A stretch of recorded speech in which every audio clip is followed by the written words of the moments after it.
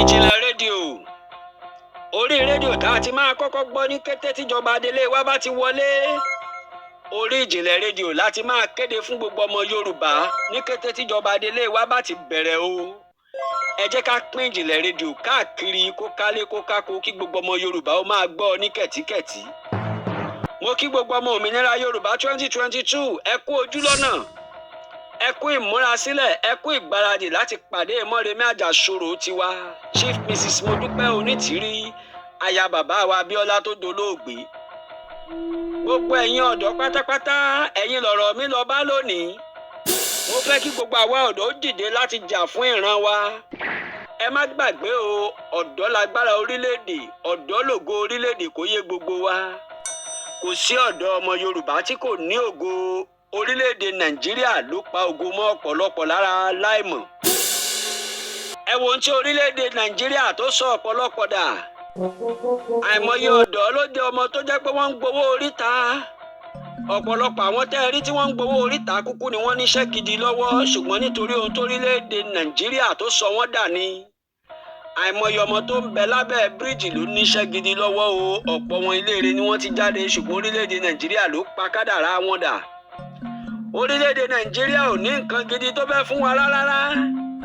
Ìbànújẹ́, ìmúnisìn, ìgbénipa, ìjínigbé, káfipábánilòpọ̀ òun lórílẹ̀-èdè Nàìjíríà mú wá.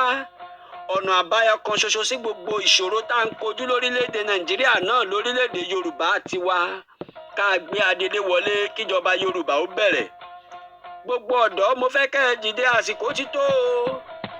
Ẹ jẹ́ ká dìde ká sa gbogbo ipá wa ká gbé adelé wọlé. Torí ní kété tí adelé bá ti wọlé, ìgbésí ayé ọ̀dọ́ ti bẹ̀rẹ̀ sí ní dá, ìgbésí ayé tuntun ti bẹ̀rẹ̀ lórílẹ̀-èdè Yorùbá.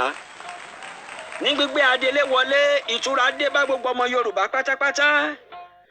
Epo wọn ò ní sí lórílẹ̀-èdè Yorùbá. A ò ní náà nò kò ní sí lórílẹ̀-èdè wa, rekete níná wa máa mọ́lẹ̀. Ọ̀nà òdà ò ní sí lórílẹ̀-èdè Yorùbá, gbogbo ọ̀nà wa ló máa jágere ilé ẹ̀kọ́ ọ̀fẹ́ fún gbogbo ọmọ iléèwé pátápátá. Àtàgbàlagbà tó bá tún sì fẹ́ kàwé, èdè Yorùbá la máa fi kọ́ ọmọ níbẹ̀. A ò sọ èdè ẹrú mọ́. Orílẹ̀-èdè wa lèdè wa ti máa níyì, láti máa gbédè wa lárugẹ, láti máa sọ Yorùbá pọ́nbélé, ìjìnlẹ̀ Yorùbá la máa sọ lórílẹ̀-èdè wa.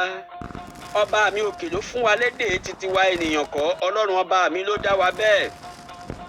Gbogbo ẹgbẹ́ eléso, gbogbo ẹgbẹ́ aláṣọ, gbogbo ẹgbẹ́ onígi, gbogbo ẹgbẹ́ télọ̀, ẹgbẹ́ bábà ẹ jẹ́ á dìde lákòókò yìí. Ẹ jẹ́ á jà fún ìran wa. Gbogbo ẹgbẹ́ yádrẹ́sà, ẹgbẹ́ aláta, ẹgbẹ́ ọlọ́kadà, ẹgbẹ́ onímọ́tò, ẹgbẹ́ onímárúwá, àsìkò ti tó. Ẹ jẹ́ á dìde ká gbára wa sílẹ̀. Èyí tí wọ́n mú wa sìn, tí wọ́n mú wa lẹ́rú ti tó o. Ẹ jẹ́ á kúrò nínú ìsìnrú. Ẹ jẹ́ á ṣèjọba ara wa. Nínú ṣíṣèjọba wa ni ìgbádùn wà. Nínú ṣíṣèjọba wa ni ìgbádùn tó mọ́yán lórí ló ti máa tó tẹrú tọmọ. Gbogbo ẹgbẹ́ alájàpá ńkọ́, ẹgbẹ́ ẹlẹ́rọ, ẹgbẹ́ òṣèré, gbogbo ẹgbẹ́ olórin, olórin mùsùlùmí, olórin àbáláyé, olórin onígbàgbọ́, ẹ jẹ́ á dìde láti jà fún ìran wa. Gbogbo ẹgbẹ́ olùkọ́, àsìkò tó. Ẹ jẹ́ á sọ fún Nàìjíríà wípé a ò ṣe mọ́, a ti dá dúró látọdún tó lọ. Ẹ jẹ́ á dìde ká gbára wa kúrò lóko ẹrú. Ẹ jẹ́ á dìde ká sọ fún wọn wípé àwa ò ṣẹrú mọ́ o. Yorùbá ti dá dúró láti November 20 ọdún ìyá 2022. Ká bẹ̀rẹ̀ ìjọba wa ló tọ́, ká ṣèjọba wa ló yẹ. Gbogbo ọmọ orílẹ̀-èdè Yorùbá ẹ má gbàgbé o láti máa fowó sínú àpò òmìnira Yorùbá 2022. Ní kété tówó bá ti pé ìjọba adelé bẹ̀rẹ̀. Ní kété tówó bá ti pé òmìnira Yorùbá bẹ̀rẹ̀ ní sánsan nìyẹn, kí gbogbo àgbáyé máa kí wa kú oríire ló kù.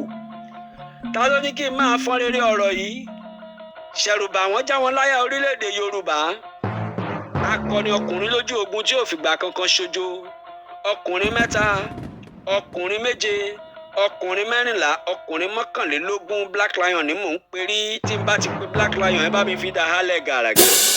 Kìnìún dúdú ń búra múra mú kí gbogbo kìnìún tó kù ń paramọ́. Orílẹ̀-èdè Yorùbá, orílẹ̀-èdè mi ni.